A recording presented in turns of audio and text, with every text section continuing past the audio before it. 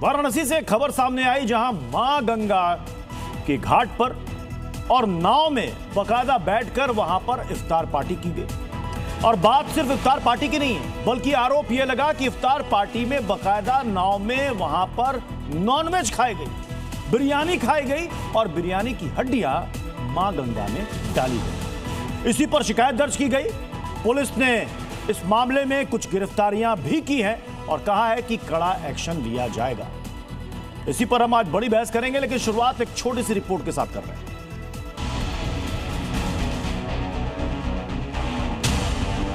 वाराणसी में गंगा की बीच धारा में इफ्तार पार्टी की इन तस्वीरों को देखकर हर सनातनी का खून खौल जाएगा।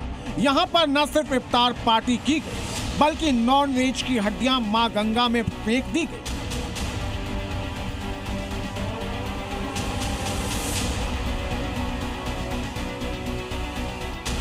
मोक्षदायिनी मां गंगा में महापाप। महादेव की नगरी काशी में मां गंगा की पूजा की जाती है, आरती की जाती है। दुनिया भर से यहाँ सनातनियों का मेला लगता है। सनातनी आस्था के इस बड़े केंद्र की पहचान देश ही नहीं, दुनिया भर में है। लेकिन इन चंद लोगों ने गंगा की धारा में नॉनवेज फेंककर सनातन के प्रति अपनी नफरत जाहिर कर दी है।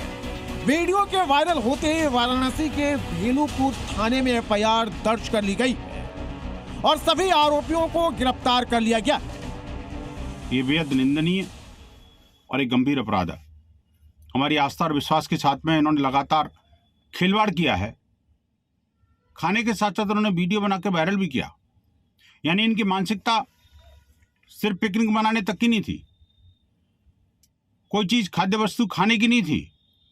इनकी मानसिकता थी हिंदू समाज को चिढ़ाने की, कि हम कुछ भी कर सकते हैं। इस पर अंकुश लगाया जाना बहुत जरूरी है। हमारी आस्था के केंद्रों पर यह आघात हम स्वीकार नहीं करेंगे। योगी फोर्स अब इस केस में आगे की कार्रवाई कर रही है, लेकिन इस हरकत से कई सवाल उठ रहे हैं। गंगा में इफ्तार बहाना, सनातन निशाना, मां गंगा की बीच धारा में बोट पर इफ्तार क्यों? चिकन की हड्डी गंगा में क्यों फेंक?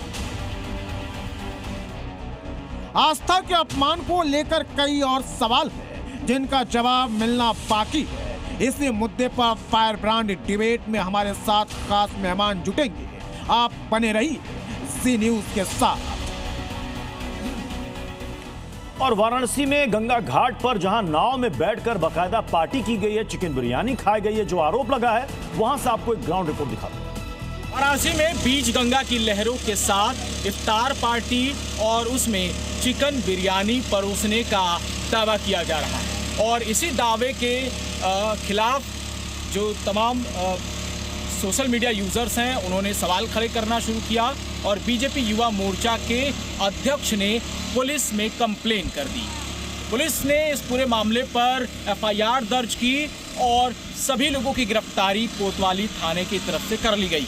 फिलहाल पुलिस का ये कहना है कि अब इन सब के खिलाफ धार्मिक भावनाएं भड़काने के आरोप में कार्रवाई की जाएगी। लेकिन सवाल ये है कि बीच गंगा में आखिर इफ्तार पार्टी का ये जो वीडियो वायरल हुआ, आखिर उसमें सच्चाई कितनी है, इसकी भी पड़ताल पुलिस कर रही है। लेकिन रजत जायसवाल का आरोप है कि गंगा की लहरों के बीच नाव पर ये बिरयानी पार्टी आयोजित की गई, जिसमें इफ्तार के पार्टी के साथ लोग दिखाई दे रहे हैं।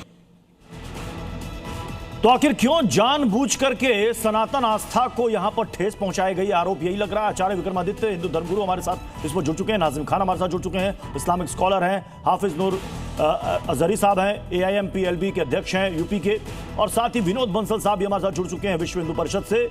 मैं नाजिम भाई आपसे समझना चाहूंगा, ये क्या है? मतलब नाव में बैठकर चिकन बिरयानी खाना, हड्डी गंगा में फेंकना, ये क्या है?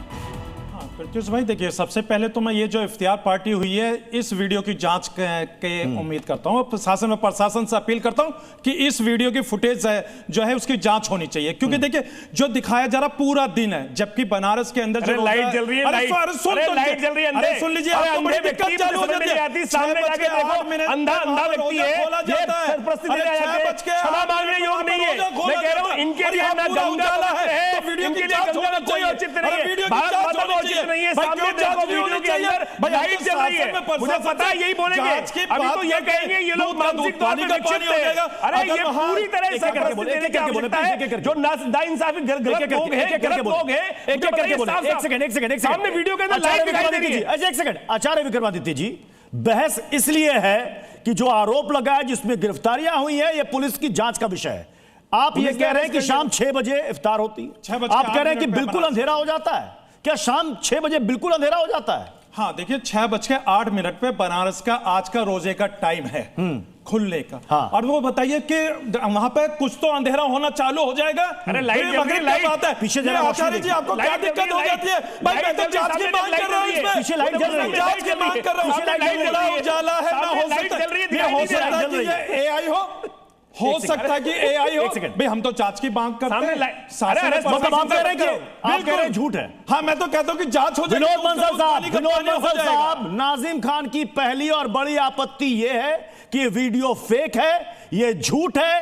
रोजे का इफ्तार का समय जो होता है वो शाम का होता है और ये उजाला, हालांकि तस्वीरों में आप देखिएगा घाट में वहां पर लाइटें जल रही हैं। विनोद बंसल साहब, प्रति जी देखिए, वो सही है कि गलत है, इसका मुआयना और उसकी तहकीकात तो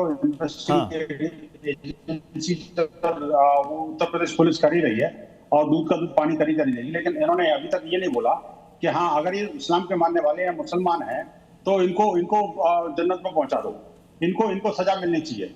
ये जन्नत में पहुंचाने का क्या मतलब है? ये नहीं बोला। नहीं, जन्नत में पहुंचाने का क्या मतलब है? इसका मतलब आप चाहते हैं कि उनका एनकाउंटर कर दिया जाए, उनको मार दिया जाए? बिल्कुल। अरे किस तरीके का तर्क दे रहे विनोद बंसल जी? आप नफरत फैला रहे देश के अंदर। नहीं, वो पुलिस का काम है, वो न्यायालय का काम है किसको कितनी सजा मिलेगी, किसको कितनी सजा मिलेगी ये पुलिस का काम है, ये न्यायालय का काम है किसको सजा क्या देनी है।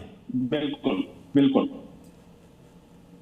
चाह रहा था एक्चुअली, इसलिए मैंने उस शब्द का प्रयोग किया। मुझे लग रहा था कि ये आखिरकार ये कैसे रिएक्ट करते हैं।